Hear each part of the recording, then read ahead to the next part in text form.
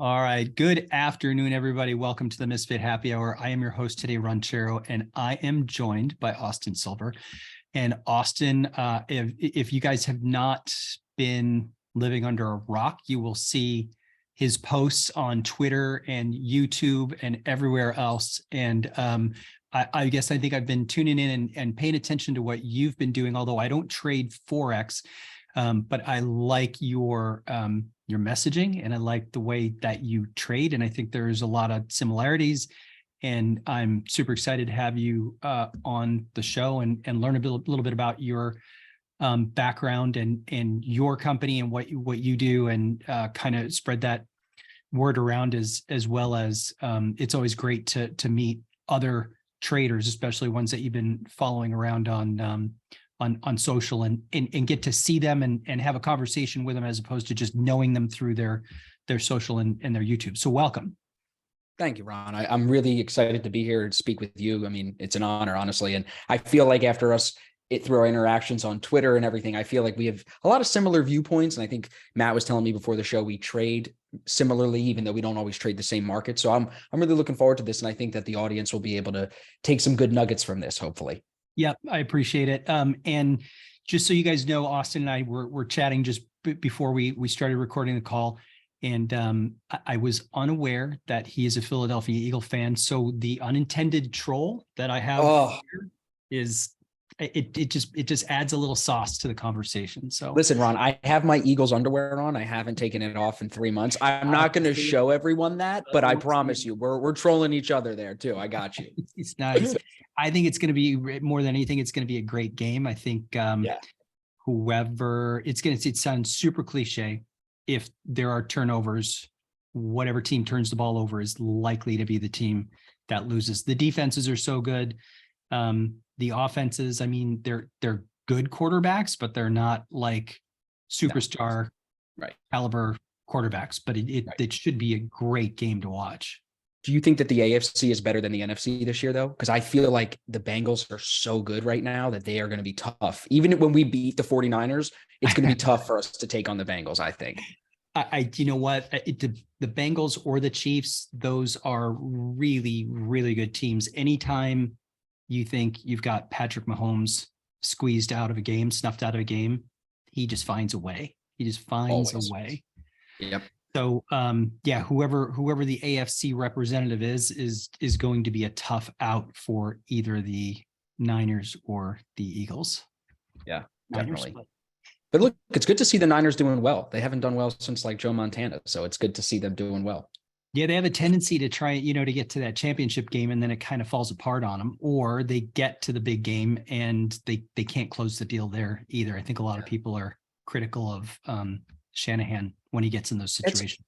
That's always what they say. And they always point at the coach. And you know what? I do think at that critical moment, I mean, and this kind of, I'm sure, stems into some trading conversation too, but like in that moment of being in the final game of the season, I don't think you can blame it all on coaching. You have to look at individual players and are they checked in? Are they still focused? Are they playing the whole game? Because when you watch some of these games, and maybe it's as I'm getting older, I can notice it. You can see these guys check out sometimes. Like they're not, the linemen, especially the offensive tackles and the defensive tackles. You can see the fire at the start of the game, but if they're close or they're losing, some of these guys mentally, I think they check out, and that is the difference maker. In like, for example, I think of that one playoff game years ago with Tony Romo where they had him try to hold the ball or something for the kicker and he missed it. I think it was against the Seahawks, right?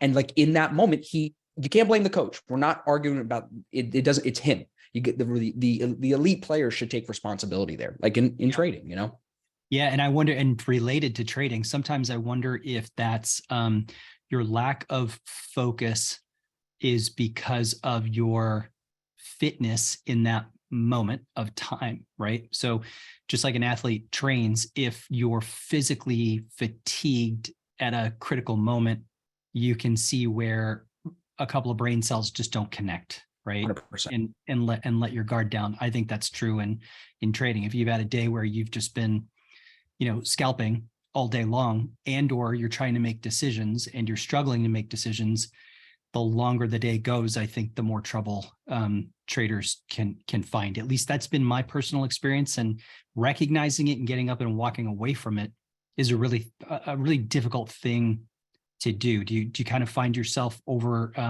over the years recognizing those moments in time where you struggle like that, or have you gotten 100%. to a point to where you just don't even approach that level of fatigue anymore? I think that I do a lot of tracking now. I'm very data oriented. I'm wearing a Whoop right now to track my sleep and my work, like everything in my life, I track it. So Yeah. through the tracking and seeing my habits and how they reflect and then kind of like translate into good or bad trading days, it's been very helpful, I think, because it makes me have more self-awareness to say, oh, today's the day I'm not clocked in. Like I work with this guy named Colin, and he was a terrible trader when I first met him, and he's doing so well right now. He's almost finishing his first 12 months of consistent gains. Every month he's either made money, or in the second month he's made it back. The third month he's made it Is back. he one of your students? Yeah. So he's a guy Nice, from Hong nice. Kong. Yeah, Great. he's been doing really well. And I look at him as an example. Even today, when we talk about this, he put in our group chat, he goes, I woke up feeling burnt out. I'm not even coming to the desk. I'm going to work out and I'm going to spend time with my family. Have a good day, everybody. And like for me, as I'm sure you can relate as the coach, you're like, damn, like this is what we need. This is so different than old Colin. Old Colin would have taken 30 trades, literally 30 trades today. You know what I'm saying? So I think that increased self-awareness comes from the tracking for me. And that has helped me a ton. Like you said, a ton. Awesome. Awesome. Yeah. So tell me, I'll give you a little background on myself as well, but tell me a little about you, so our listeners know who you are. I've got a little bit of a brief background on you. So it looks like you started working while you're in college at Northwestern Mutual. Was that back in Philly? Where were you going to school?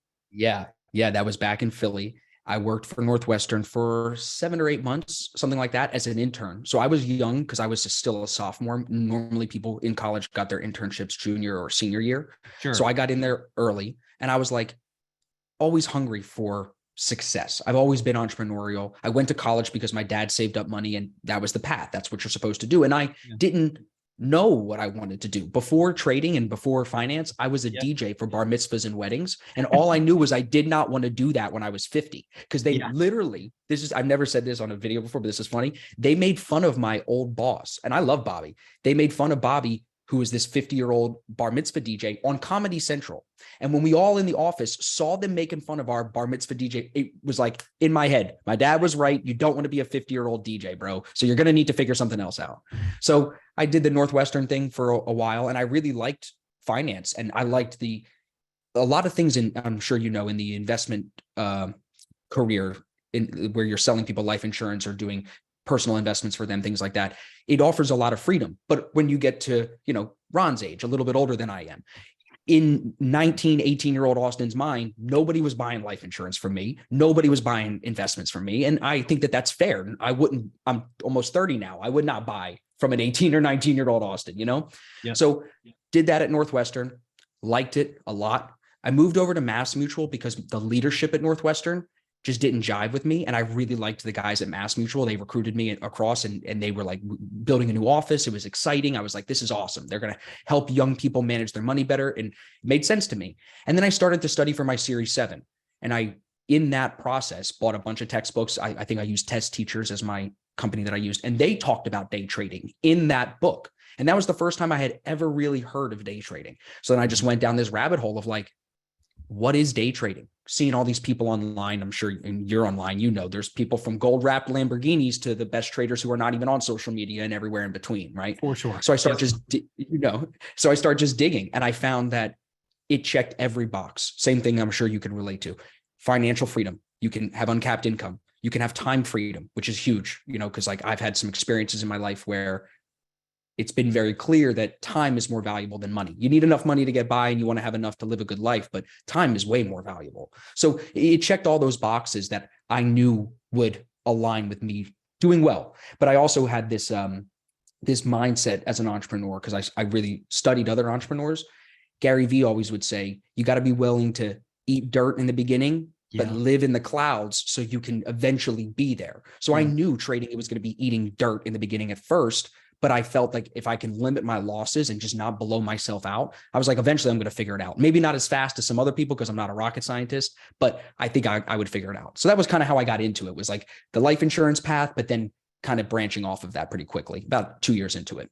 Got you. Okay. So you were, so in the beginning, you were selling a ton of annuities and those types of products, right? Correct. Yeah, Exactly. and you're right. That's, I think that what I don't understand about that marketplace is, from a salesperson standpoint, it's a very difficult product to sell. And yet these companies are so huge and have so much business. Huge. I don't understand the paradox between the two. Why is it such a hard product for an individual to sell? Like who's making the money in that environment? Is it like the very senior guy in the office? Is it an 80-20 It rule? normally Like was. how does it work? I think it normally was, but I think it was also the people that knew the right people. You had to Yeah. know people in the age group and have they had to have the financial capability I to make see. that Yep. purchase. And they needed to not have been approached by someone else yet. That's really Yeah. tricky. The Yeah. guys that were crushing it, their family brought them in, their mom and dad bought policies, then they went and did the whole family and then the family friends, and they kind of got that kickstart. And I Yeah. never wanted to poach my family for anything, because previous to this Northwestern thing, I had been approached by a multi-level marketing company, and I had seen how some of my friends got into it in college and brought their families into it, pissed their families off when it wasn't, just not what it was said to be. So I didn't want to poach my family at all. The only person in my family I sold policies to was my dad, and he still has those policies with the companies that I sold them with. Yeah. Nice. Yeah. So you were, I'm also looking at part of your bio saying that you were a forex analyst on the street. So how did you move from what you were doing into forex, and how did that migrate into an analyst job? So I'll give you the exciting version of the story, because I think it shows my personality. So I don't have a degree. I dropped out of college. So when I was in the internship at Mass Mutual, and then I realized I want to really focus on this day trading thing, I start to day trade while I'm in school. I realized, like, at some point something's going to give, either school, trading, or the DJ job on the weekends, because I'm still DJing even as I'm learning how to trade, of course, because I needed to make money. You have to have a hustle for sure. Of course. Yeah. And I hustled even after I started to make money trading. So I was still doing 2 or 3 parties some weekends, because it would bring me an extra $2,000, $2,500 every weekend. So I was really happy with it, So I was still hustling, doing my thing. And I think over time, I started to see very clearly that trading was something I could actually excel in. So then I started to post more on social media about the trading, not about the DJing. I had started making YouTube videos and posting on Instagram about my DJ business because I wanted more DJ gigs. And then I realized I need to transition to the next thing, so I start to really post a lot more. And that got me linked up with the company T3. T3 is a prop firm and an education company. Is that Scott Redler? Exactly. So me and Scott, so Scott held a seminar back in 2017, 2018, I want to say, in Boca. I, building my relationship with T3 on the prop firm side, I was going to be a forex trader for them on the prop firm side. I just get to know the management of the company. I know Scott, I know the guys running the company, and they tell me, oh, we're doing this seminar and we need a videographer. It just comes up in conversation. I have two really good videographers, high level production video guys in Jersey, that I connect with them, and they end up doing the deal. So then they say, okay, we're going to send your boys, my video guys, down to film Scott's event. As I'm then being just brought into T3 as the trader, and I'm bringing some traders, like some other guys that are going to trade prop for them as well. They were really nice to me. So I said, could I go to Boca? Could you get me down there just so I can learn from Scott? So they sent me with my friends, Andrew and Dom, to film it. I just went and sat in the back of the room, and I learned so much from Scott in that day. So then when I get back, something goes on where I'm now talking to the guy that runs the education company, not the guy that runs the trading company. They're two separate companies. What ends up happening is he really likes my personality. He really likes my social media content and what I'm doing and all that. He wants me to come to the education side, run a trading floor, do courses, do the whole thing, and try to push that side of the business. So I was like, cool, let's do that. Yeah. And at the same time, trade the prop, I thought. Yeah. But that was not going to fly, because the two heads of the company kind of didn't like that for whatever reasons. They had their own internal thing, maybe, I don't know. So it kind of ruined my relationship with the prop side, which in a way worked out, because when I did their demo trading just to see what their broker would be like, spreads were very large, which I did not like. It hurts my trading strategy as a day trader. Spreads will kill you. You can't even trade something with a big spread, So kind of move from the trading firm, not trading prop with them, trading my own money, but running their virtual trading floor, running their courses, building courses with them, doing marketing through them. And then I ended up doing that for like a year and a half. I worked with them virtually. I was living in Philly, running the thing. I'd go up to New York and do some stuff with them occasionally. And it was really awesome. I mean, I never will speak bad about them. I learned a lot about myself, and I learned a lot about marketing. And my wife, she has a degree in marketing from Temple. So she has the degree, not me. Mm-hmm. And she was saying to me at the time, look how much money they're making. You're making 20% of it every month, but you're doing all the work. Yeah. We should consider doing this on our own, not competing against them in any way, but we'll just go do it on our own. And long-term, it's going to be a better bet. And, you know, I said a few minutes ago, I'm the entrepreneur, but I needed my wife to kick me in the ass and be like, hey, entrepreneur, this isn't the right path. So I ended up, mutually leaving, no beef with them, went and just started ASFX in 2019. And now here we are, 2023. And I'm very happy that we did. Nice. Okay. So tell me about your company, ASFX. Tell me what you guys do and how it works. Sure. So ASFX is, it's like our doing business as name. The company is actually the Silver Investment Group. That's our LLC. The Silver Investment Group operates as basically an education company that sells courses, does seminars, does webinars, and also retreats. So in the last 2.5 years, I've hosted 10 in-person seminars and 2 retreat style events, multi-day events where we all stay together and do stuff like that. All based on trading, where everyone is coming because they want to learn the strategies that I'm trading. So all of this is ASFX is based on my strategies that I've back tested and built the rules for myself. So all I did was build video courses that teach people how to do it the same way I'm doing it. Because like, I'm sure you can agree with this. In trading, there's a million strategies. You can make money a million different ways. You have to find one that works for you and that you can execute really well. So I tell people, take my course, money back guarantee. If you hate it, I don't want your money. But I think what I can provide, like same way you can, is a technical approach that fits some people. Some people, like I think of Anthony Crudelli. If he took my course, he'd be like, bro, I don't need this. I have a completely different way of trading, completely different feeling of the market. So it's not for everybody, but in my lane of people that I was around, and especially because remember, I was the forex guy at this time. No one knew what forex was. So I was like new and exciting to all of my friends and people on social media. So they wanted to see it. So that was where ASFX really kind of took off, was me rebranding, building a new course with some newer back tested information. Strategies change. And then we just started pushing the course and it just took off. I had guys saying, let's do in-person seminars. So we started doing in-person seminars. They wanted it. The audience wanted it. We just did London in December and it was 26, 25 people. And that was the biggest one I've ever done. Awesome. So guys from Hong Kong, Ireland, Poland, it was crazy. I'm so grateful for that. So that's kind of what ASFX is. It is an education company that does all of that kind of fun stuff. And you're primarily trading forex, correct? So I'll tell you, I am the FX guy because of my stupid username, but I haven't traded a forex pair since November, something like that. So it's been a while. I haven't traded a lot of forex to end the year last year or to start this year. I've really been trading a lot of US 500 SPY and a lot of NASDAQ. So I used to trade a lot of Bitcoin at the end of last year, but my broker upped the spreads this year. So I haven't done a lot of Bitcoin. So I've actually kind of shifted to indices. I like following guys like you on Twitter that share their, sentiment, share their ideas. And it just makes me feel like I can follow that market as well. I'm in the States. It makes sense. It's the biggest market in the world. Okay. All right. Good to know. Because for some reason, I thought the only thing that you were doing was trading forex. Because a lot of times when I tune in and listen or watch some of your videos, you're always talking about pips.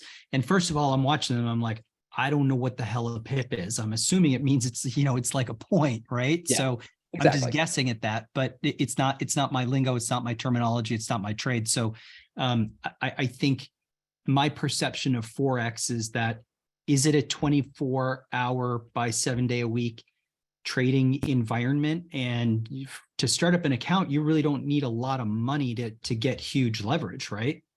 No. So you can get a lot of leverage, which is a good and a bad thing. I mean, there's some of these brokers are offering 3,000 to 1, which is just not realistic. Yeah. You're just going to blow yourself out with with one click of the button. So I talk in pips. Normally, those are probably some of my older stuff because forex is measured in pips, which is just like points.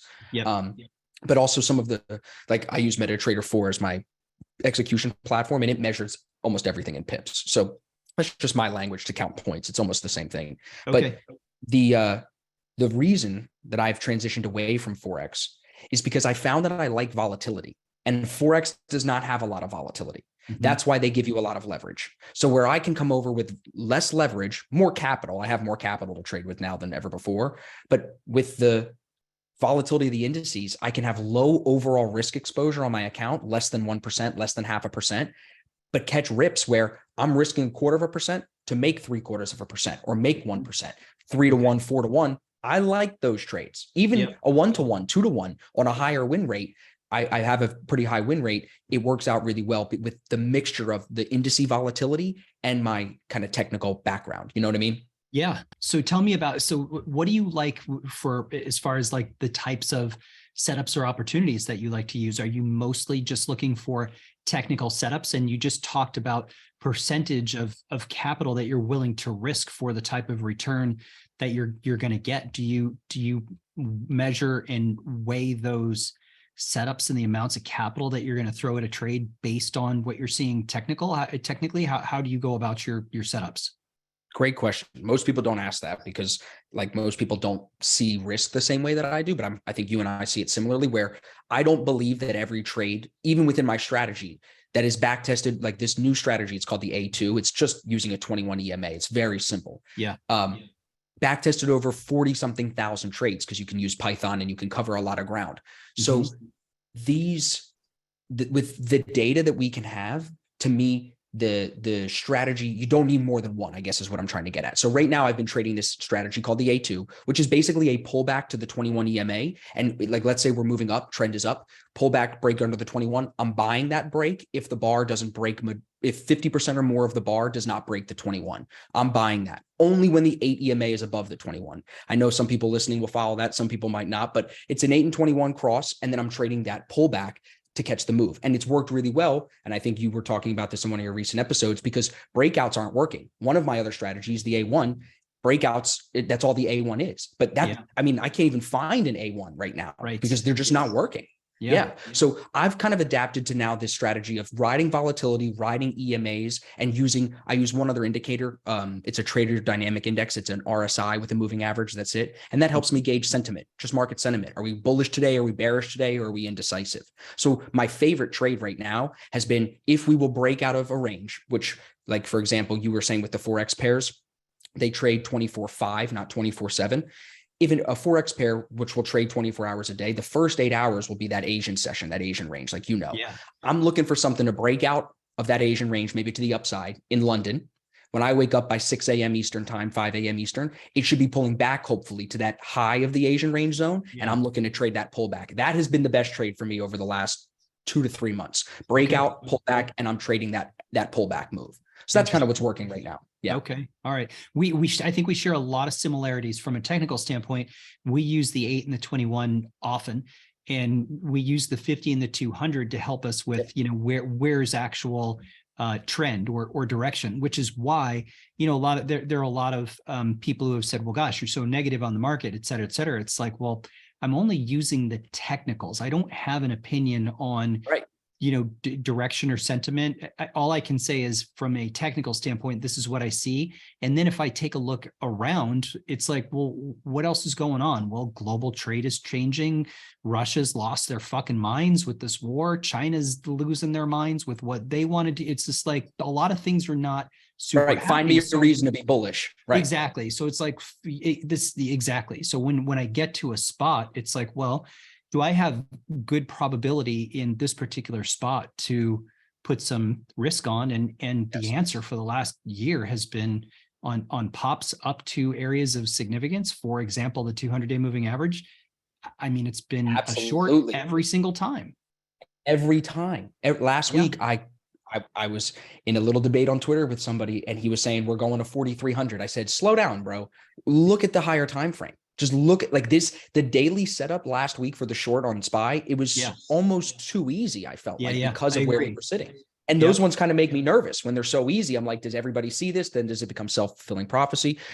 I did want to say something there too, Ron. You mentioned the kind of the aggregated risk that I like to do and that you've seen me talk about. So Yep. I grade my trades A, B, or C. A is the high probability. This is every indicator says this is really good. There's nothing I can find wrong with this. That's that trade I mentioned. And then I have the B trades, which get less size than the A trades. Maybe one or two things on my checklist could be a little better. And then you have the C trades, which normally I try not to take them, but they are the smallest size. So I'll cut the risk even more. And I can give an example like A setups, I'll maybe go 0.25%. B setups, I'll go 0.15, 0.2%. C setups, 0.1. And some people listening will be like, Austin, 0.1% risk. That's so small. I can't make my money.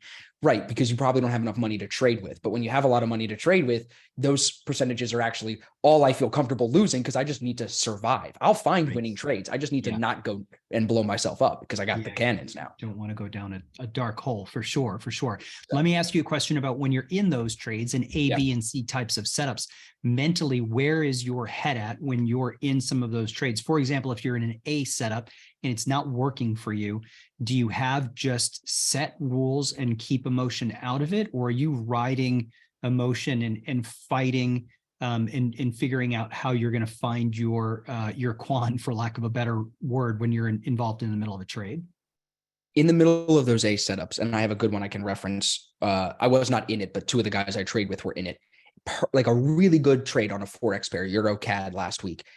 Good breakout, good retest, good A2 signal. And within 20 seconds, the next bar stopped them out. Just what, like Tom waited a week for this trade. It came and it was good. Like I looked at it. We all looked at it. We are like unbiased. What could be better? Nothing. This is the trade. So I think what it helps me is I do so much testing, so much tracking. Like I said, I kind of have gotten to this place now where I do embody the idea of this is a data point. This is not my end all be all. This is a data point. Play it out. Okay, that great Euro CAD trade is a loss. In my head, I'm kind of thinking the next one's probably going to be a win because this is a 70 to 80% win rate on the back testing. So I'm going to say, yeah, take this loss well, and then let's just move on to the next trade. And I think that's the skill that is not discussed enough. I feel like is being a good loser. You got to be a good loser to be a good trader. Take your losses well. Are there, did you go through, did you just develop that on your own? Did you have any coaching, any books that you've read, or any kind of, philosophies that you subscribe to, or athletes that you emulate when you're trying to put yourself in that kind of a mindset? Because it can be difficult to get there, and it can be difficult to, once you do get there, it can be difficult to maintain that. Yeah. So I think that there's really two ways to learn things. We either learn things the slow and long way, or we experience something painful that then causes us to learn right away. So it's a mixture of both. I've been trading 7 years. The whole first 2 years were not profitable. So like I've had my days of over trading. I've had my days of, I've made every mistake that a trader can make at some point in my career. So I've had that pain for sure.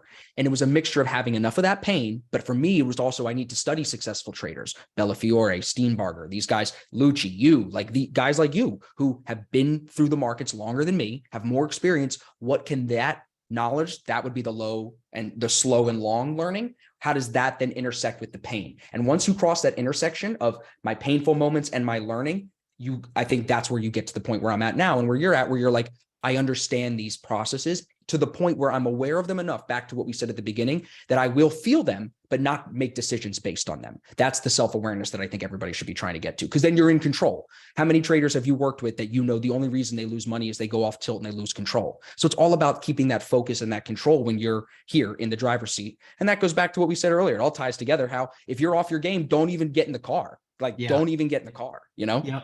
Yeah, I can, and not to break the trail too much here. I can give you an example of what, please, when I felt that just the other day. So what we're doing right now in the Trading the Post room is focusing on a small account. Now, I haven't built a small account in a very long time. So my goal this year is to take a small account. I started with like 28 grand, and I'm like, listen, it's just barely above PDT. A lot of people find themselves with pattern day trading restrictions on them. It can be difficult to grow an account. So that the goal here for and this is just one of the things we're looking at, is how do we grow a small account? What are the parameters? What are the things that it takes to build this small account?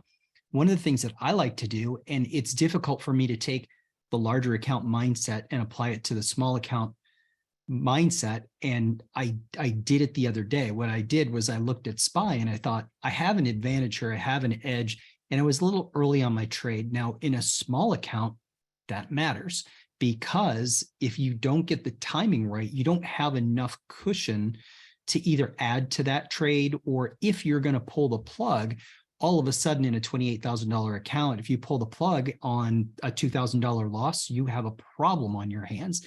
You have to go back to peddling, small amounts. So what I found myself in was a situation where I looked at it and I had to remind myself how to calm down, because my mindset is I can't let this go to PDT. But if I cut this position here, I'll almost ensure that I put myself into PDT jail, right? So I'm like, okay, listen, I know that my situation and my setup was what I was looking for. I was early. I need to calm down. Need to let this play out. I did.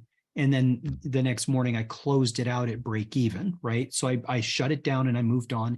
So there are a couple of things in that. Is number one, I was like, oh, I forgot what it's like to be in this spot, right?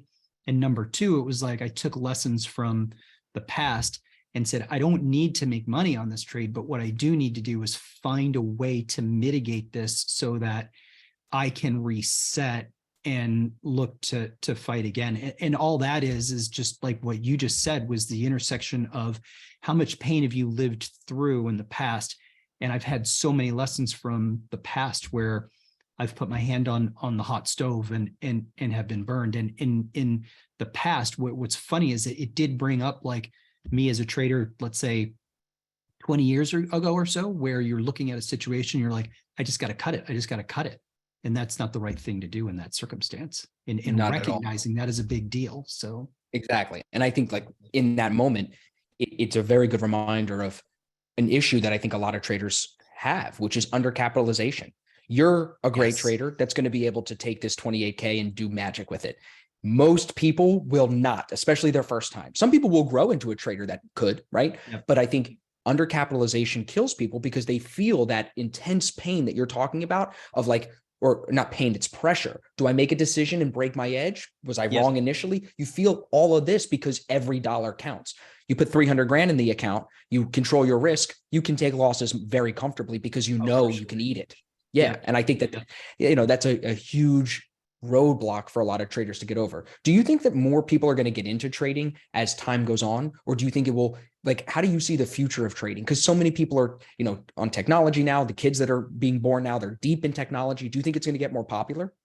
I think what you will see, or what I think I've witnessed over the years, is that it's an ebb and flow. And when the markets do well, more people show up. And when they don't do well, like right now, there's a void of people that want to be involved, and that impacts guys like you and me who are doing this, I'm trading my own account. I don't necessarily, and I don't want to say this in a negative way. It's not that I don't need subscribers. It's like, I don't rely on them for my day-to-day. Right. So the less people that are involved currently, the better the education they get right now, and the more that they learn in a difficult environment. So when the sun does come out and shine, those are going to be my guys that rocket up the ladder. And one of the reasons I want to do, how do we build a small account, is because I think there are a lot of people right now who are saying, hey, listen, I do recognize that the market is in a place where there's probably going to be some value at some point.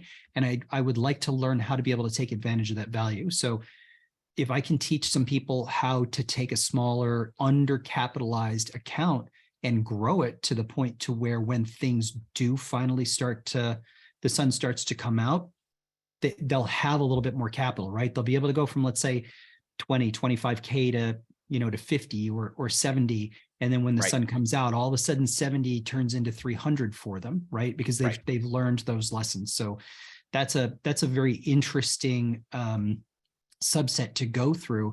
And I don't know right now how many people are looking at trading, because I think the majority of people see trading as a one-way street because that's how they've been taught, right?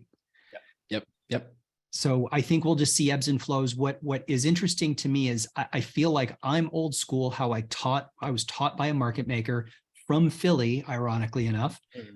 Really good dude. And he was one of the largest, he had the biggest book on Apple and 3Com and Dell back in the day on the Philly exchange. And he was the one who taught me. And then what I did was I took what he taught me and I just added some things that were working to it. So there's like a big picture of how things work. And then what we do is we just consolidate them like concentric rings into timeframes, right? So it's the same principles, but you link the different timeframes that you're looking at to come up with an appropriate trade for the length of time you're going to be there, for the duration, for the type of move or expectation you're looking for. And we're options traders. We're not trading equities. We're not trading, the ETFs. So we have a lot more to deal with than a trader who's just dealing with trading equity. We feel we have better capital, or we have better risk reward, and we have better leverage using options, but it requires more attention to detail and control of your emotion to get over that hump. And not everybody is down for it. Everybody that when they come back, when things get better and they come back, they're still going to want to go to guys like me and to you and be like, hey, Austin, I got 20 grand. I need you to help me turn this into 10 million. Right. How many guys have you worked with like that? Everybody, almost everybody comes in that way. You know what I mean? Yeah. With your trading over the last year, look at like 2022 now into 2023. Are you finding most of your trades are short or long? I'm just curious. Oh my God, they're almost all short. There were times last year where we bounced and we came back up to technical levels. And I can tell you, I didn't trade those moments of time well. I always did better when I waited. And then when we got to those areas of resistance and then got short again. So I that's where I had the majority of my success. Which speaks to like, I believe in this saying for traders: do less, do it better, do it bigger. Yeah. You are a very good reader of markets. And I think you knew we were in a bear market, and it kind of makes sense that you crushed the shorts, but on the bounces, you didn't find your way. So that would be where I would say, do less. Don't even trade the bounces. Go to Jamaica, go away, leave it alone, and then come back. And I find that like, and I'm curious to know if you agree or disagree, but I find that a lot of guys, especially guys that have been trying to trade for a year or two, they have some things that are good. They do some things right, because I do coach people that don't trade my strategies. You can see, the habits. You need to know risk. You need to know how to, of course, read a chart. You need to know how to properly position yourself. So you can coach people that are not trading the same as you. But I find that all of these guys end up in one way or another doing things that are good. But at the same time, if they would just stop doing things, do less of the things that cost them money, like what you were saying, they would make even more money. They wouldn't have to do anything new, no new strategy, no new position sizing. Just stop taking the losses that are actually hurting the P&L. Do you feel the same way, or do you think that it's a mixture of both? I think it's a mixture of both. And what I'm also rediscovering, especially with a small account, and you tell me, because I know you have guys that come to you with smaller accounts also, it's difficult. It's not easy. And for the small account holder to grow, they have to be active. And a lot of times when they're going to be active, in the same vein that you're talking about, it's do less, but do less on different time frames, right? So a lot of times, if you get a day like today where you just had really good scalps and you had good setups, and if you stayed out of the stuff in the middle because you just weren't doing it well, you gave yourself an opportunity to continue to add to your green, as opposed to fighting. I'm green, I'm red, I'm green, I'm red, I'm green, I'm red. At the end of the day, I finally got green. Like you just want to be in that mode of let's just keep adding to the green. So that's hard to do. And I'm re-engaging with that. And I'll, once a week, I'll be doing a recap of the account. Here's the total, here's the types of trades that worked. Here's what was good. Here's what was not good. How can you, as the small account holder, take what I'm trying to teach you and apply it? So I'm curious to know how you do it. You've got to have students that come to you. Oh, for sure. In that situation. How do you deal with that? I cop out now, Ron. I'll tell you, I have a cop out. So with all of these funding companies and prop firms that are out there right now, just before I got on here, I had a sales call with a guy from Australia. And I said to him, bro, you're a year into this. You haven't lost any serious cash other than like $3 or $4 grand. He told me, I said, listen, stop trading your own money.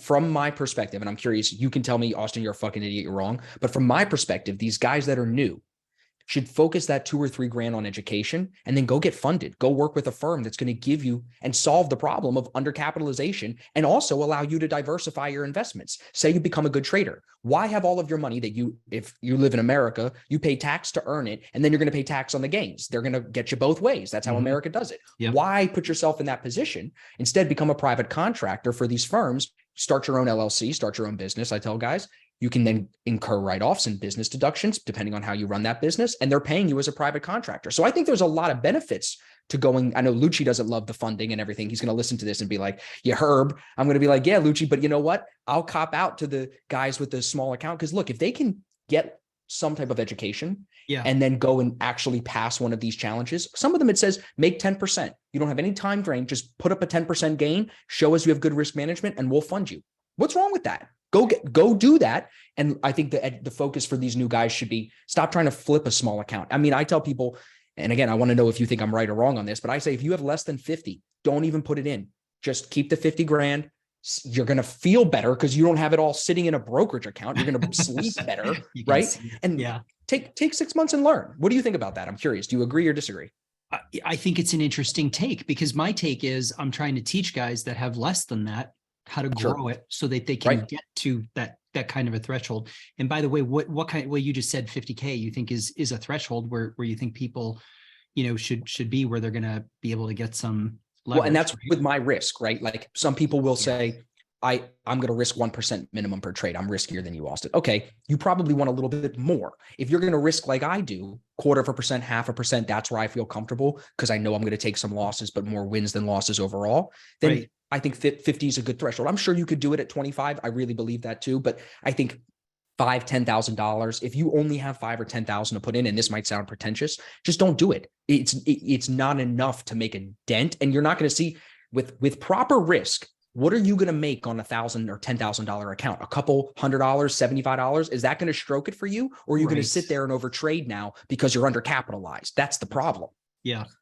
I kind of feel like, yes, you're correct. And in maybe it's a little bit too much hubris, but at the same time, it's like, listen, guys, you if you are patient and you know how to read these things, you can at least get to points of where you have probability that you can take that type of risk. And, if my stance is on a small account is, hey, if you're active and you are just stacking, let's say $40, $50, $100 a day in a small account, is it material? No, but is it positive momentum?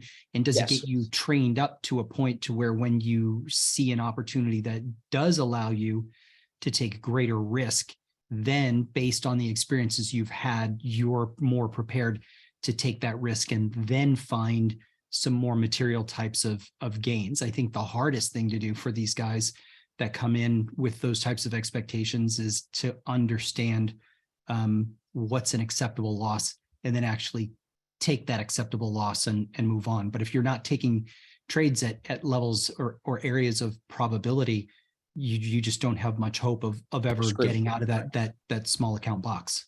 No, never. And I think you're right. Like, and it is not impossible. I think why I made the joke about like copping out is because if it's an option, there's going to be, I think, and this is the bigger point, there's going to be a point where you and I can put out the good word and we can try to tell people what's good advice and what might be good for them. But they're going to do what they want to do at the end of the day. You can't tell somebody what to do. You can ask them good questions and make them realize that's what a good coach can do, but you can't tell somebody what to do. So there's going to be guys that put a couple grand in there and lose it. And then they say, okay, maybe I should focus on education and then try to go with a firm. There's going to be some guys that can put 10 grand in there, be cool making $180, $230 today, a couple $100 here or there. They'll be cool with it. They won't go off tilt. There'll be some guys in that same spot that go off tilt and overtrade and oversize and blow that account up in a week. So there's so many unique people coming to trading. Everybody is going to touch the stove in their own way and hold their hand there for longer, I guess is the difference, right? But I think if you have the underlying thing here that we are both in agreements in is that you need a system. You need some type of approach to trading. You can't just be throwing money around. Oh, I put 10 grand in. I'm going to risk 100 per click. I don't even know if I'm clicking buy or sell other than if I feel like it's going to go up or down from here. That is gambling to me. If you have a systematic approach where you have some back testing, interesting. You have some previous experience, you have some rules, some parameters you're looking for. Now we're talking about a trading system with rules. And I think it all has to start with that, you know? So let me ask you a question. The guy that has Yeah. the small account Yeah. that you tell to go get some education and then go somewhere else to go get funded. If they go, first of all, I really don't know much about that world. And when you talked about it, I heard Lucci talking a little bit about this morning and talking about the challenge, and Lucci talking about how the challenge is not necessarily a fair system. So I don't know how that world works, and I don't know life isn't fair. Come on, Lucci, life ain't fair. No, it's not. I don't know fair. how that. I don't know how it's set up. Like, how does somebody go through a challenge and get funded? Yep. So I've passed 3 of these challenges before. All of the challenges that I've done are time frame based. So I had to make 8% in 30 days and then 5% in 60 days. But on the first phase, if I made 4% or more halfway, they give you another 30-day extension. So really you have to do 4% in a month, 4% the next month, 5% in the next 2 months, and then you're funded. So yes, they're definitely not fair, because I mean, I'll speak from my trading experience. Other people think different. First week of the month for me normally is a very slow trading week. Non-farm payrolls. We have some other news normally that week that causes that to be a tougher trading week if you look at my years of data. So already right there, I don't want to start my challenge with that first week. So I'm thinking, all right, we'll start the second week. Oh, but there's a bank holiday. Well, they're going to count that as one of my 30 days. So now I got to look at that. So there's all these, they throw everything at you. And I'll tell you again, another thing they throw, their rules are unique. 2 more points I'll make about it. One, I passed a $100,000 challenge. Then I passed a $200,000 challenge, and I wanted to combine them to give me just one $300,000 account, which the company did. I'm very grateful. Like, they did that. And that is part of what they offer. But what was weird was I passed the $100,000 challenge, traded that for a month, got a payout on that, was profitable, got paid out. They do a deal transfer or a crypto, whatever, got the payout. When I passed the challenge for the 200K, thinking, okay, I have both accounts, let me just combine them. They said, oh, no, you can't do that. Because you took a payout on the first account, you have to get paid out once on the second account. So they wanted to make it a little harder just in case I blew up that new account in that first month, which I didn't. And then I was able to combine them with no issues. But that's the stuff that why these companies are not fair. They come up with every little roadblock and rule to try to make you fail. Where are they getting rich? Off people paying $500 to $1,000, sometimes more than that, to take a challenge. And the craziest thing about it is, and this is what kept me out of the game for a long time. One of the guys that I've been working with, James has been funded for 2.5 years. I've only been funded for the last almost a year. So I watched him get paid out by these companies, and I sat on the sideline because I felt like this is not real trading. I don't know if they're trading these on live orders to the live market. They're probably just paying people out based on the failed challenges from other people, right? Yeah. And then at the end of the day, that's on us to go do research and find a real firm like T3. I believe they are definitely a legitimate firm. There's legitimate firms out there, but there's scams, you know? So there's the good and the bad in the industry. And that's why when I tell people about it, I say, get diversified. You should get with a firm that's US based. You should get with a firm that's not US based. So like for, you know, my peace of mind, oh, if this one company, they find out that they're not doing legitimate business, cool. See you later. I got my money from them. I'm on to the next thing. And I'm still with this more legitimate company. So I think there are scams in every industry. My mom hired a contractor once. He took 30 grand from my parents and never showed up again. There's scams in every industry. So you just got to do your due diligence. Ron, you're on the internet. I'm sure you've seen a fake account of me. They use my pictures. They make an Austin Silver with an I instead of an L or whatever. And they go around DMing people asking for Bitcoin. Scams, and people will send them the Bitcoin without ever Googling me. So there's people in every industry that will fall for the scams, which is why they still exist. But then you got to cut through it. You can't be a herd like Lucci and just cop out, because there's a lot of money, I think, out there. Me and Lucci need to have a debate on the show here. I think the prop or not. That's what we could call it. Prop or not. Matt, I know you're listening. Let's get Lucci and get him in here for Buzz that. Him It in. would actually be an interesting conversation. I like it. And you can moderate, but you have to wear like a judge wig and like the judge outfit, you know, and have the gavel. I'll wear a Hawaiian shirt and there you go. Blonde Spicoli surfer wig for that. Exactly. Yeah. So like the prop stuff, I think it's really a great thing to be a new trader right now. I think everybody should look into it. I think you should just go into it like any other business. There's going to be good companies. There's going to be scams.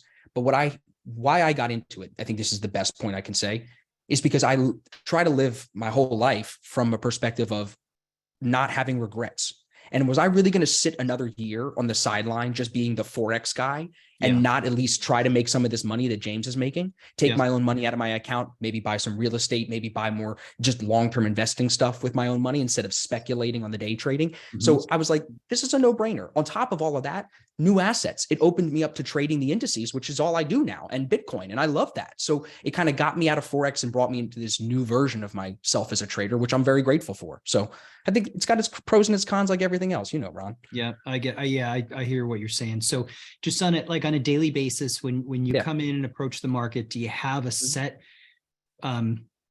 routine that you follow, or are you just coming in? Because for me, I don't care about economic data points. I don't care about earnings. I don't care about any of those things. I care about the reaction. The hardest thing for me to follow is like all of these people over the years who have written like, oh, I've got the next greatest algorithm. I'm like, that's great until somebody else outdoes your algorithm. Or, hey, I know based on, if Jerome Powell has steak tomorrow, the market, you know what I mean? Like there are so many people that try to do way too much.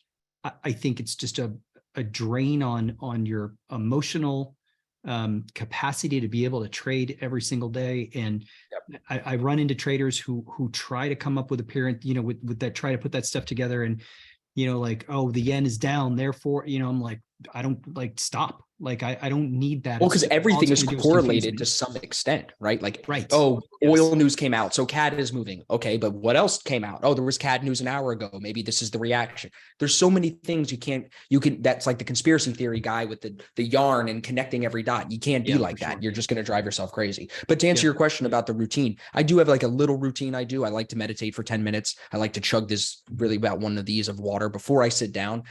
I don't like to just wake up and trade. That's what I'm really not a fan of. I don't think you make good decisions right away. So the meditation gives me some space to just let my body and my brain wake up. Honestly, I've been doing this 30-minute cardio in the morning, 3 to 4 or 5 days a week if I can. Leave the house, go hit the gym here real quick. Just 30 minutes walking on an incline. That has made me feel really good. Do that, hit a shower, and then come to trade. I'm like a new person. And the reason, some people listening will be like, Austin, why do you not just do that before? I'll tell you really quick. I was conditioned when I worked for T3, they had me running their live room at 5 a.m. So I was up at 4 and I ran it from 5 to 11.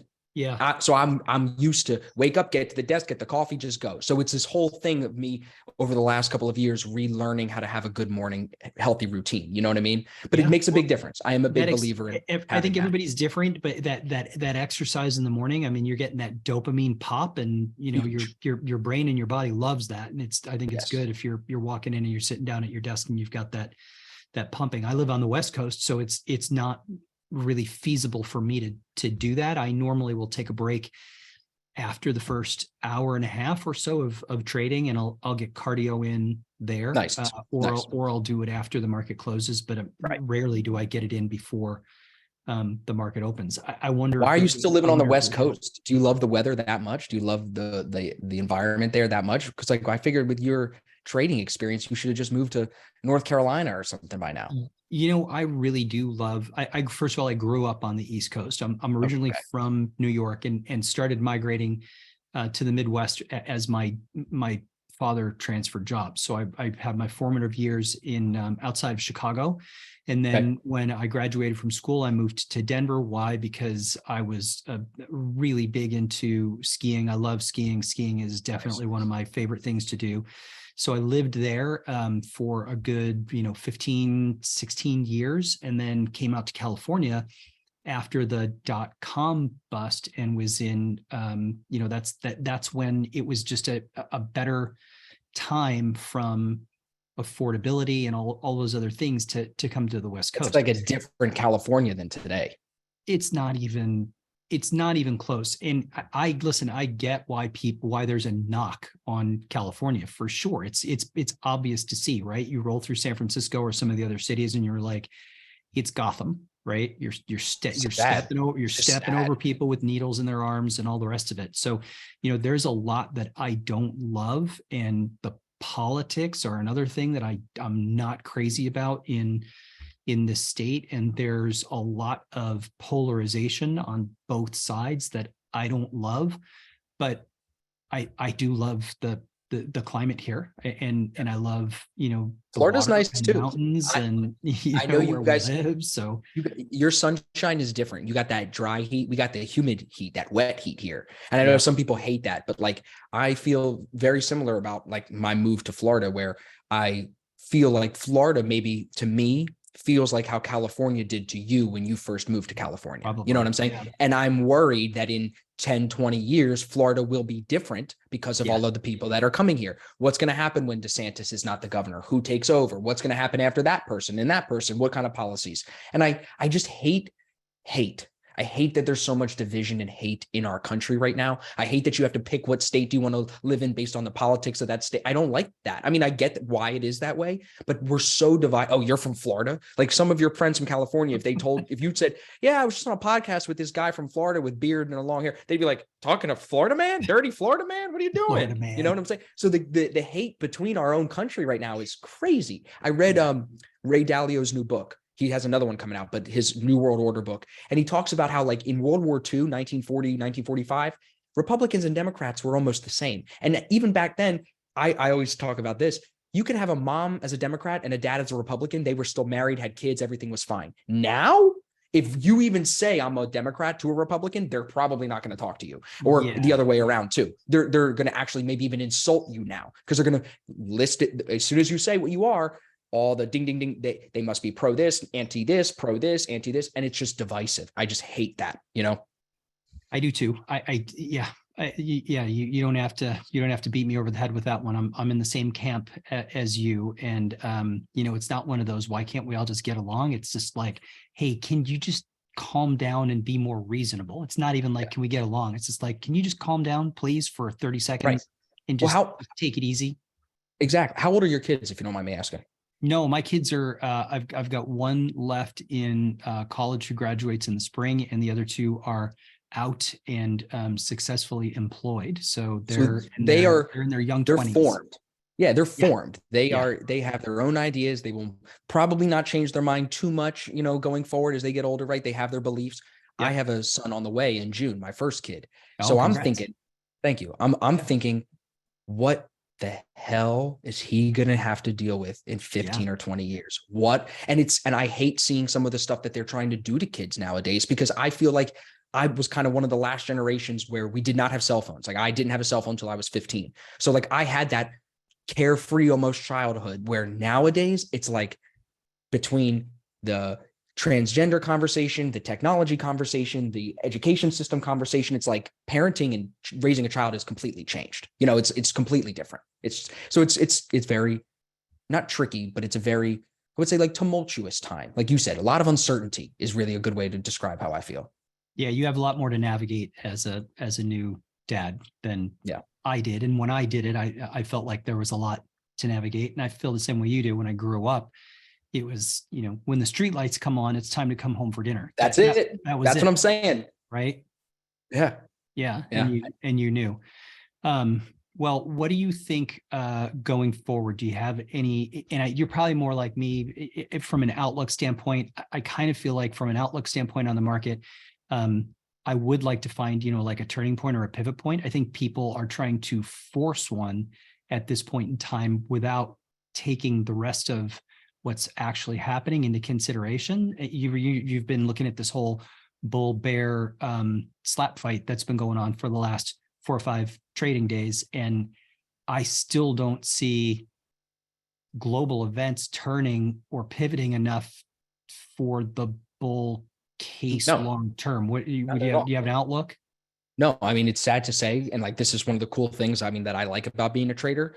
I like being tapped into all these things going on in the world, because when there is turmoil and bad things, there's still money to be made in markets. You know what I mean? So I think it's an interesting place to be thinking about the world from. Like, how do I make money on these events, whether they're good or bad? But like, look, today, 31 Abrams tanks, Biden says we're sending them over. So more fuel to the fire in this conflict. Okay, that's definitely not bullish, in my opinion. Plus, everybody looking around saying, are we going to go another 25 basis points? Are we going to pause? Are we going to go another 50 basis points? What are we doing here with Powell? I think that's a big uncertain point too. Everybody knows it's either going to be slower hikes, the same small hikes, or a pause coming soon. So the exact timing of that, I think the indices, especially the US markets, are really waiting to see that. It's almost like this week, last week, I feel like it's needs news. We need one CPI print or something to be bad, and boom, we're right back into a bear market. No questions asked. It's just because we've bounced off the lows and we've kind of, like you said, had this bitch slap sideways thing that people are like, oh, maybe October is the lows. I'm going to say we probably test those lows again before we head back to all-time highs, just because, like you said, there's very little bullish sentiment that I can feel. And this is where feel, I think, is cool, that I'm like learning this in my 7th, 8th year of trading. You follow the right people on Twitter, you watch the right stuff, you read the right information, you do start to feel the market. And that puts you at, I think, at a little bit of an advantage as a retail trader. You almost need that because it helps with discretion, Yep, I agree. Well, do you want to give, we're about at the hour mark. So do you want to give a shout out to what your websites are where people can find you? And then what I'll do is I'll ask Matt to take that info and put it in. So when this gets reposted to YouTube, people will be able to just click on the links. But if you want to shout that out, go ahead and we'll have Matt add it. First, I appreciate you having me on. I really enjoyed the conversation. I would love to have you come on my podcast so everybody can find my podcast. It's the Day Trading Show. We want a good keyword with that one. I like your name. It's a little bit more funny than Misfit Happy Hour, but nobody had the keyword of the Day Trading Show podcast. So we snagged that. And we've been having some really, I've had Crudelli on. I've had some other guys, Tom Basso, Steve Burns. So we'd love to have you come on, Ron. We'll have to set that up. Awesome. But my website is asfx.biz, B-I-Z. You can see my events there. You can watch, we run a live streaming service. It's kind of like a Netflix for traders where our live streams are recorded. Our entire trading sessions are recorded. We do London sessions and New York sessions every day. I have other guys that are full-time traders that help me run that. It's not just me streaming. So you can check that out. You can check all my stuff. I actually would say everybody just go read some of my testimonials because I'm super proud of them. Go to ASFX on Trustpilot. People have taken the time to write me paragraphs and I work hard for that. So check those out. Nice. Very nice. Well, it was a pleasure talking to you, and I'm looking forward to talking to you again. I really enjoyed our conversation. I think we share a lot of the same commonalities, and even though you're an Eagles fan and a Flyers fan, I won't hold that against you too much. At least after next week when the Niners win, we can listen. If the Niners win, you might get me to come out to California and buy you a beer to say I'm sorry. But when the Eagles win, you can buy me a cheesesteak in Philly and I'll say I told you so. I might not leave there without getting beat up 3 or 4 times. That's funny. Your people are mad crazy over there. And proud of it. And proud of it. I know it. All right, Austin. Thanks again. And thanks everybody for coming by, and have a great day. We'll see you guys. See you, Ron.